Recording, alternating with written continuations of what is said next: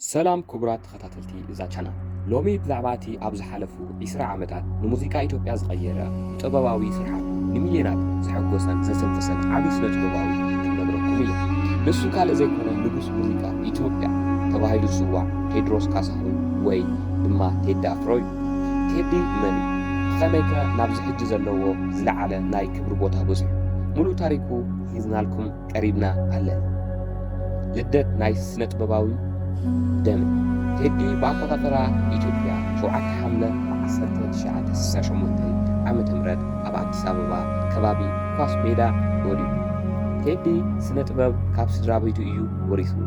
ኣቡኡ ኣቶ ካሳሁን ገርማሞ ፍሉጥ ጋዜጠኛን ገጣምን ዝኾነ ክኾን ከሎ ኣዲኡ ወይዘሮ ኢቴነሽ ደምሴ ድማ ተዋሳኢ እየን ነይራ። ኣብ ንእስነቱ ብጣዕሚ ኩዕሶ እግሪ ይፈቱ ነበር። ይኹን እምበር እቲ ኣብ ውሽጡ ዝነበረ ናይ ሙዚቃ ፍቕሪ ካብ ስፖርት ንላዕሊ ሓይሉ ወፀ። ኣብ መጀመርታ ቴስዓታት ምስ ዝተፈላለዩ ባንድታት ብምስራሕ እዩ ናብ ስነ ጥበብ ይፈልዩ መድረኽ ዘናወፀ ኣቦጊዳ። ኣብ 1993 ዓመተ ምህረት ቴዲ ኣፍሮ ኣቦጊዳ ዘርእስታ ናይ መጀመርታ ኣልበሙ ምስ ኣውፅአ ሙዚቃ ኢትዮጵያ ሓድሽ ምዕራፍ ጀመረ። እዛ ኣልበም እዚኣ ከም ኣቦጊዳ ሃይለይ ሃይለይ ፍቁር ሰብ ዝበላ ደርፍታት ዝሓዘት ኮይና ብፍላይ ንመንእሰይ ብሓድሽ ቅዲ ሙዚቃ ኣስተመመቶ። ቴዲ ብውንብኡ ናይ ኩሉ ሰብ ዕላል ኮነ።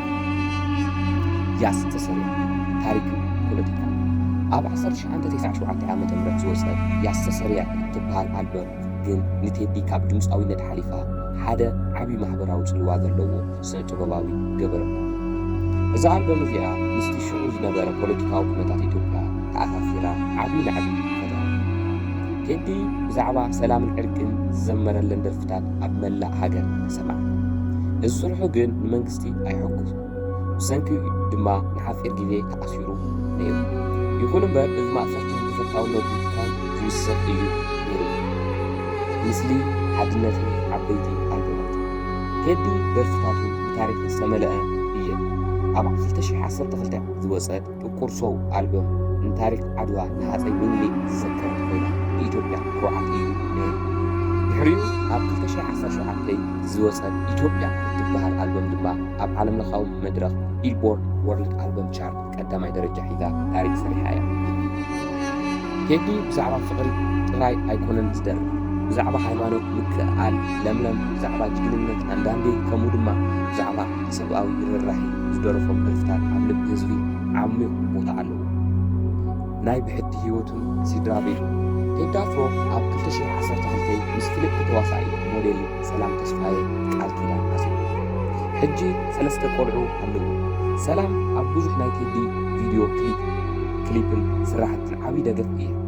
እዚ ዝገርም ቴዲ ኣብ ደርፍታቱ ከም ዝገለጾ ስድራ ቤታዊ ህይወቱ ንዕኡ ዓብዪ ናይ ሰላም ምንጭ። ሎሚ ቴዲ ኣፍሮ ንሙዚቃ ኢትዮጵያ ኣብ መላእ ዓለም ዘላለየ ሓርበኛ ስነ ጥበባዊ እዩ።